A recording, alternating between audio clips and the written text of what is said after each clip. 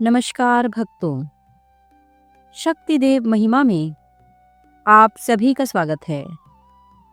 आज मैं आपको बुधवार व्रत कथा सुनाऊंगी। ग्रह शांति तथा सर्व सुखों की इच्छा रखने वालों को बुधवार को व्रत करना चाहिए। इस व्रत में रात दिन में एक ही बार भोजन करना चाहिए।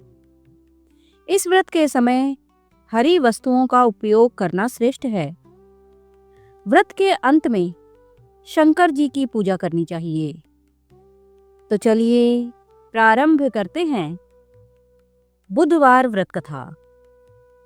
एक समय एक व्यक्ति अपनी पत्नी को विदा करवाने के लिए अपनी ससुराल गया। वहां पर कुछ दिन रहने के पश्चात सास ससुर से विदा करने के लिए कहा, किंतु सबने कहा कि आज बुधवार का दिन है, आज के दिन गमन नहीं करते हैं। वह व्यक्ति किसी प्रकार न माना और हट करके बुधवार के दिन ही पत्नी को विदा कराकर अपने नगर को चल पड़ा। राह में उसकी पत्नी को प्यास लगी तो उसने अपने पति से कहा कि मुझे बहुत जोर से प्यास लगी है। तब वह व्यक्ति लोटा लेकर रथ से उतरकर जल लेने चला गया।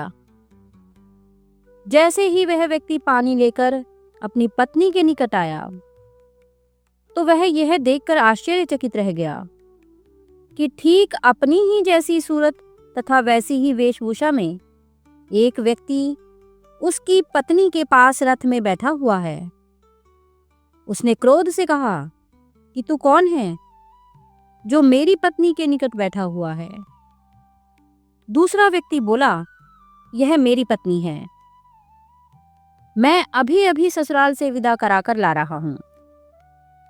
वे दोनों व्यक्ति परस्पर झगड़ने लगे। तभी राज्य के सिपाही आकर लोटे वाले व्यक्ति को पकड़ने लगे। स्त्री से पूछा, तुम्हारा असली पति कौन है? वह व्यक्ति ईश्वर से प्रार्थना करता हुआ बोला, हे परमेश्वर, यह क्या लीला है कि सच्चा झूठा बन रहा है। तभी आकाशवाणी हुई कि मूर्ख, आज बुधवार के दिन तुझे गमन नहीं करना था, तूने किसी की बात नहीं मानी। यह सब लीला बुद्धदेव भगवान की है। उस व्यक्ति ने बुद्धदेव भगवान से प्रार्थना की और अपनी गलती के लिए क्षमा मांगी। तब बुद्धदेव जी अंतर्ध्यान हो गए।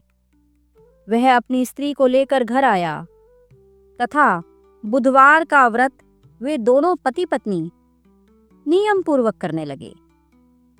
जो व्यक्ति इस कथा को श्रवण करता तथा सुनाता है उसको बुधवार के दिन यात्रा करने का कोई दोष नहीं लगता है।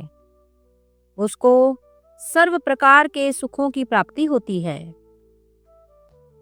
बुधवार का व्रत विद्यार्थियों, व्यापारियों, बुद्धिजीवियों और करियर में सफलता चाहने वालों के लिए विशेष रूप से फायदेमंद है, विशेषकर जिनकी कुंडली में बुध कमजोर है। यह व्रत बुद्धि, आत्मविश्वास, वाणी में प्रभाव और मानसिक शांति प्रदान करता है, जिससे सभी क्षेत्रों में बाधाएं दूर होती हैं और धन समृद्धि आती है। तो भक्तों, आप सभी पर भगवान श्री गणेश की कृपा बनी रहे और आप सभी का जीवन मंगलमय हो।